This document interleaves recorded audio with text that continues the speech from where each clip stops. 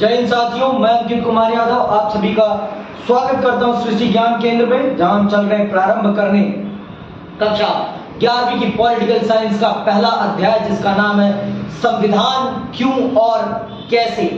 यह अध्याय सबसे महत्वपूर्ण अध्यायों में से एक है। ऐसा इसलिए मैं कह रहा हूं क्योंकि यह अध्याय आपकी पूरी की पूरी किताब के लिए आधार है। अगर आप इस चैप्टर को समझ लेते हैं तो आप पूरे भारत के संविधान को समझ जाते हैं कि एक देश को संविधान की क्या जरूरत होती है, एक देश के लिए संविधान का क्या महत्व है। ये समझना है आपको तो ये चैप्टर समझना है आपको। अगर आप भारत के संविधान को समझना चाहते हो या किसी भी देश के लिए एक संविधान की क्या जरूरत होती है तो आप इस चैप्टर को पढ़ लीजिए। किस चैप्टर को? संविधान क्यों और कैसे। संविधान क्यों और कैसे।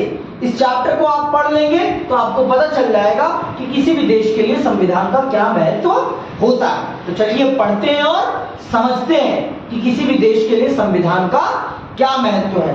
आइए प्रारंभ करते हैं इस चैप्टर को अपनी पाठ्य पुस्तक के माध्यम से। पहले इसका परिचय पढ़ते हैं कि इस चैप्टर में हम बेसिकली क्या क्या चीजें पढ़ेंगे और क्या क्या समझने की कोशिश करेंगे। इस पूरी किताब में किन बातों पर हमें समझाया जा रहा है, किन बातों के बारे में बताया जा रहा है, इन सब चीजों को हम चल रहे हैं आज समझने। समझ में आई बात? इन सब बातों को हम समझेंगे इस किताब के माध्यम से। तो आइए पढ़ते हैं और समझते हैं। यह पुस्तक संविधान की कार्य प्रणाली पर लिखी गई है। यह पुस्तक किसकी कार्य प्रणाली पर लिखी गई है? संविधान की, कि संविधान किस प्रकार से काम करता है, संविधान की क्या कार्य पद्धति है, उसके क्या क्या काम है, उन सभी कामों को बताने का काम करती है ये किताब। ठीक है, आगे के अध्याय में आप संविधान की कार्य प्रणाली के विभिन्न पहलुओं के बारे में पढ़ेंगे। हमारे देश के सरकार की विभिन्न संस्थाओं और उनके आपसी संबंधों के बारे में आपको ज्ञान होगा। तो इस चैप्टर के माध्यम से आप पूरे भारत की प्रशासन व्यवस्था, शासन व्यवस्था को समझेंगे कि किस प्रकार से भारत काम करता है, भारत की क्या प्रशासन तंत्र है और इस प्रशासन तंत्र की क्या खूबियां और क्या खामियां हैं। इन सब बातों को आप इस किताब के माध्यम से समझिए। इस बात को समझ लीजिए कि ये किताब कोई मामूली किताब नहीं है। ये किताब आपको भारत की प्रशासन व्यवस्था से फेमिलियर कराने का काम करेगी ये किताब। तो इसलिए इस किताब को बहुत ही सोच समझ के और ध्यान से पढ़ना है। सोचना ज्यादा है, समझना भी बहुत ज्यादा है, लेकिन पढ़ना भी है। सोच समझ के पढ़ना है, इसीलिए बोल रहा हूं। सोचना सिखाएगी ये आपको, समझना सिखाएगी, और पढ़ना तो है ही। समझ नहीं बात? आगे सुनो। लेकिन इसके पहले कि आप चुनाव, सरकार, राष्ट्रपति और प्रधानमंत्री के बारे में पढ़ें, यह समझना जरूरी है कि सरकार के पूरे ढांचे और सरकार की संस्थाओं को नियंत्रित करने वाले विभिन्न सिद्धांतों की उत्पत्ति भारत के संविधान से हुई है। तो इन सब के बारे में, चुनाव के बारे में, राष्ट्रपति के बारे में, संसद के बारे में, लोकतंत्र के बारे में और भारत के प्रधानमंत्री के बारे में पढ़ने से पहले इन सब को जहां से ताकत मिली है, जहां से ये लोग इतने ताकतवर बने हैं, उस चीज को समझना बहुत जरूरी है। और वो चीज क्या है? वो चीज है भारत का संविधान। भारत का संविधान ही वो ताकत का स्रोत है जहां से इन पदों को ताकत मिली हुई है। ये जो सारी चीजें हो रही हैं, चाहे वो चुनाव हो रहा हो, चाहे वो पार्लियामेंट जैसे चलता है, ये सारा कुछ जो बनाया गया है, जो प्रधानमंत्री के पास ताकत है, जो राष्ट्रपति के पास ताकत है, ये ताकत का सोर्स कौन है? ये ताकत का सोर्स भारत का संविधान है। भारत के संविधान से ही इन लोगों को ये सारी की सारी ताकत मिली हुई है। कोई और नहीं है इनकी ताकत का स्रोत। इनकी ताकत, इन सभी की ताकत का स्रोत है भारत का संविधान। भारत का संविधान ही इनको ये ताकत प्रदान करता है कि प्रधानमंत्री क्या काम करेंगे, राष्ट्रपति क्या काम करेंगे, चुनाव क्या कैसे होगा, चुनाव आयोग का क्या काम होगा। इन सब चीजों को बताने का काम हमारे देश का संविधान हमारे लिए करता है। ये बात जान लो, इस बात को अपने दिमाग में बिठा लो। ये बात जान लो और इस बात को अपने दिमाग में बिठा लो बहुत अच्छे से। समझ में आई बात? आगे सुनो। इस अध्याय के अध्ययन से आपको निम्न बातों का ज्ञान होगा। किन बातों का ज्ञान होगा जब आप इस अध्याय को पढ़ेंगे?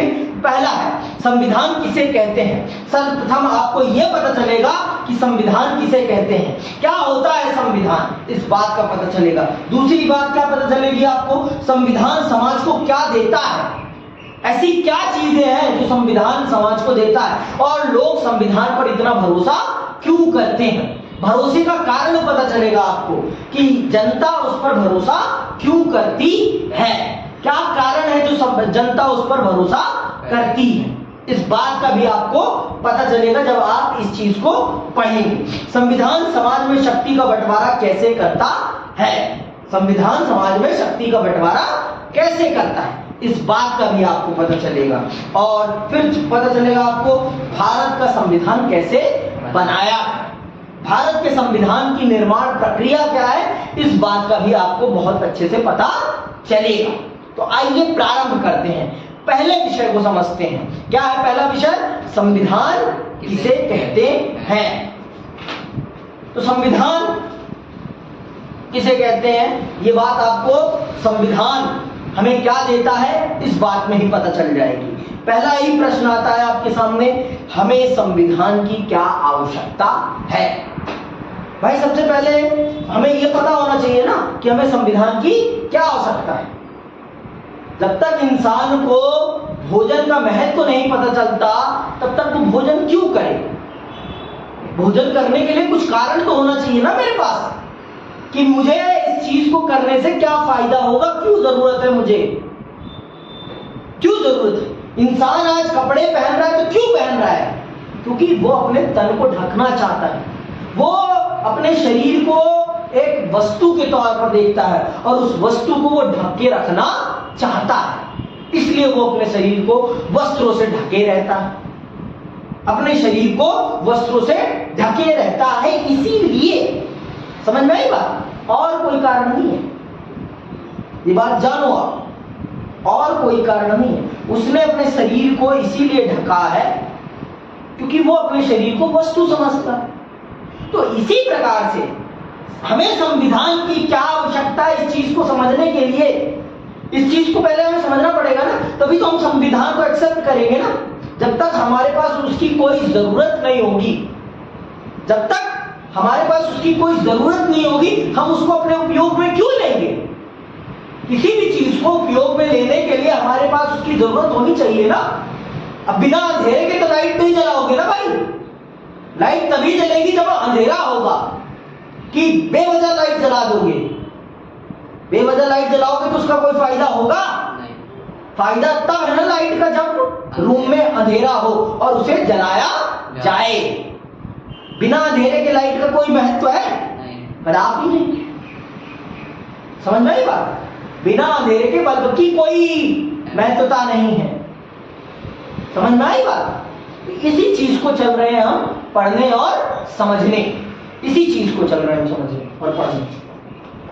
सुनिएगा बहुत ध्यान से, संविधान क्या है, इसके क्या कार्य हैं, समाज के लिए उसकी क्या भूमिका है, हमारे दैनिक जीवन में संविधान का क्या संबंध है। इन प्रश्नों के उत्तर उतने कठिन नहीं हैं जितना आप सोचते हैं। ये जो सारे प्रश्न करे गए हैं इतने कठिन नहीं है जितना कि आप और हम समझते हैं। जितना आप और हम समझते हैं ये इतने कठिन प्रश्न नहीं है, बहुत ही आसान है, बहुत ही आसान प्रश्न है। बस सही ढंग से पूछने आने चाहिए, सोचने आने चाहिए, करने आने चाहिए, बस और कुछ नहीं। तो आइए समझते हैं कि संविधान क्यों चाहिए हमें, हमें क्या जरूरत है संविधान की।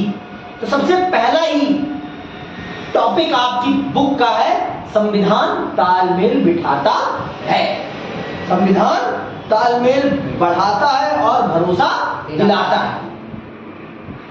ये बात आप बहुत अच्छे से जानते हैं कि एक समाज में सिर्फ एक सोच के व्यक्ति तो नहीं रहते ना, सबकी एक जैसी सोच तो नहीं होती ना, नहीं, अलग अलग, सबकी अलग अलग सोच है। कोई किसी को मानता है, कोई किसी को मानता है, कोई भगवान में भरोसा करता है, कोई अल्लाह में भरोसा करता है, कोई वाहिगुरु में भरोसा करता है, तो कोई ईसा मसीह में भरोसा करता है, कोई बुद्ध में भरोसा करता है, कोई महावीर में भरोसा करता है। किसी की सोच सामंतवादी है, किसी की सोच उदारवादी है, किसी की सोच समाजवादी है, किसी की सोच रूढ़िवादी है ना।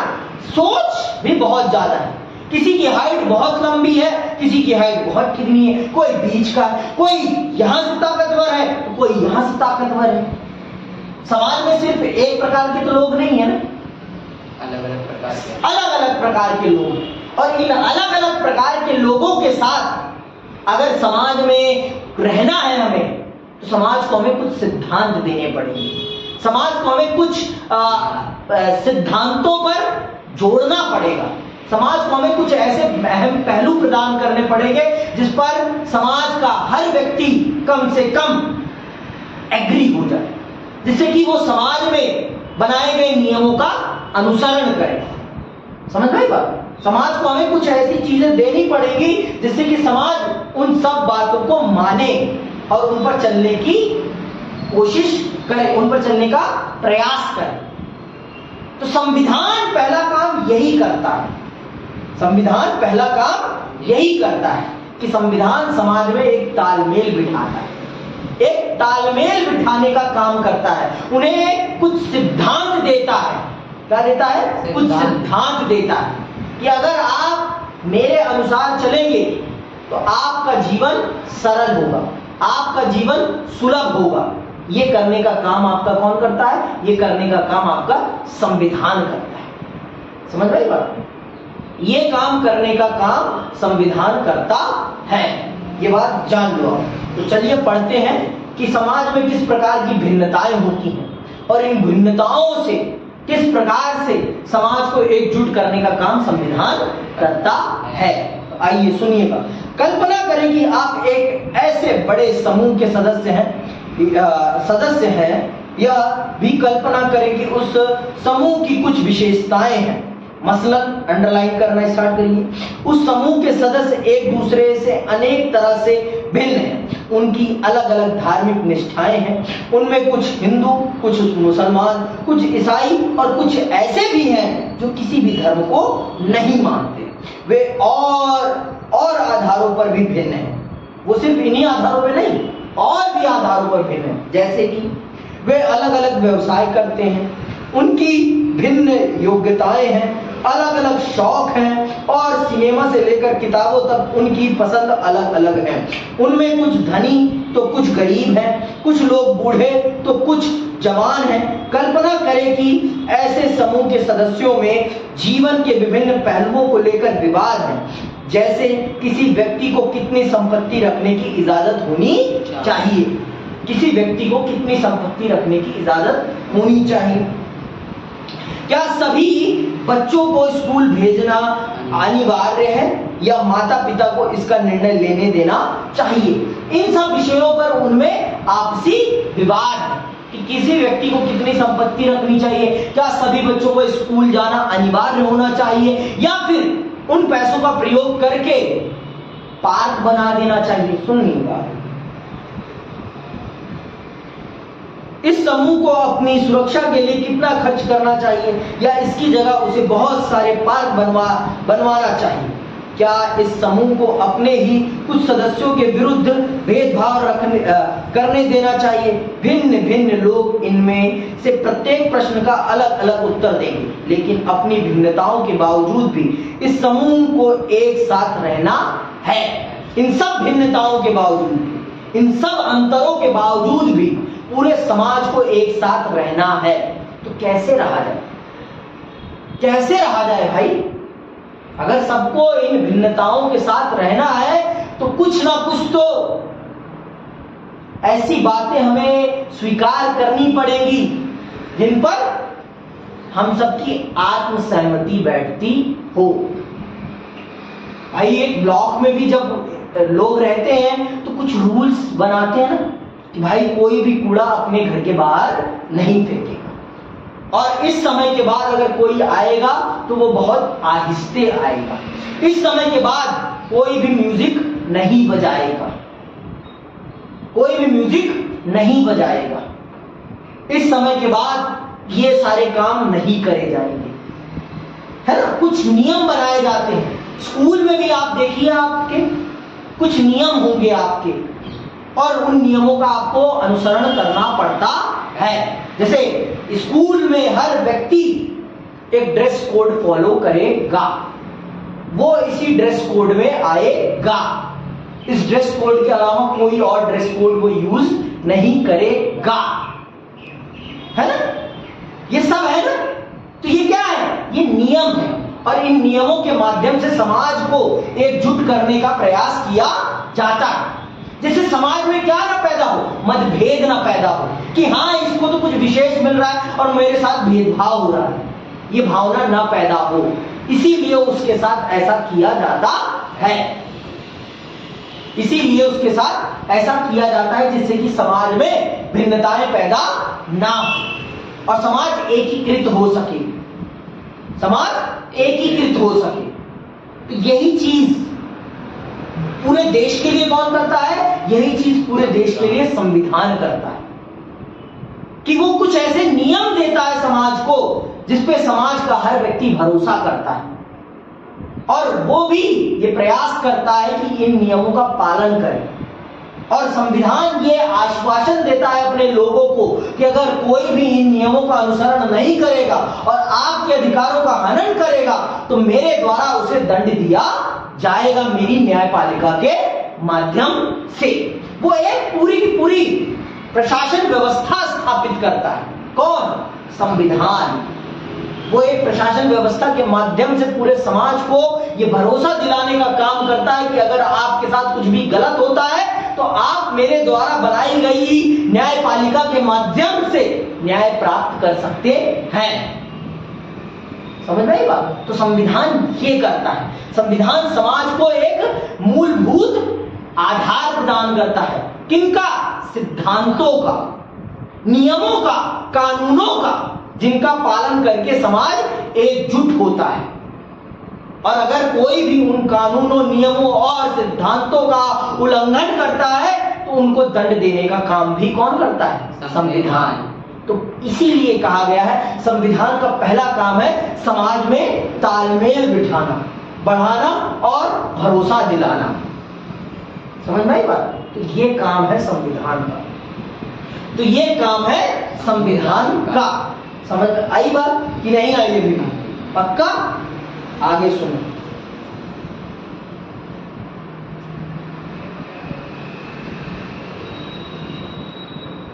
भिन्न भिन्न लोग इनमें से प्रत्येक प्रश्न का अलग अलग उत्तर देंगे, लेकिन सभी भिन्नताओं के बावजूद ये हो गए। लेकिन इस समूह के लोग एक साथ रह सकते हैं यदि वे कुछ, अंडरलाइन करो इस बात, इन सब भिन्नताओं के बावजूद भी ये लोग एक साथ रह सकते हैं। पर कब? जब कुछ बुनियादी नियमों के बारे में सहमत हो जाएं। जब कुछ बुनियादी नियमों के बारे में सहमत हो जाएं। इस समूह को ऐसे नियम क्यों चाहिए? कल्पना करें कि ऐसे बुनियादी नियमों के अभाव में क्या होगा। प्रत्येक सदस्य अपने को असुरक्षित महसूस करेगा। अगर ऐसे नियम नहीं होंगे तो प्रत्येक सदस्य अपने आप को असुरक्षित महसूस करेगा। समझ में आएगा? वो असुरक्षित महसूस करेगा। उसे नहीं भरोसा रहेगा कि आप उसके साथ क्या कर देंगे।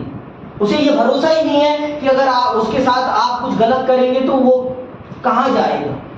लेकिन संविधान के आ जाने के बाद उसे पता है कि अगर आप उसके साथ कुछ गलत करेंगे तो आपको भी सजा मिलेगी, आपको भी दंड मिलेगा। इसीलिए आप भी बहुत ही सचेत रहेंगे। आप भी इस बात के से डरेंगे कि आप उसके साथ गलत ना करें, क्योंकि आपको भी पता है कि अगर आप किसी के साथ कुछ गलत करेंगे तो आपको भी दंड मिलेगा।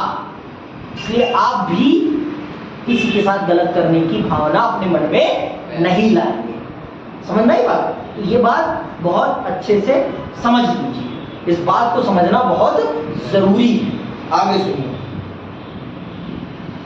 प्रत्येक सदस्य अपने आप को असुरक्षित महसूस करेगा क्योंकि उसे यह मालूम नहीं होगा कि समूह के सदस्य एक दूसरे के साथ कैसा बर्ताव करेंगे और किसका किस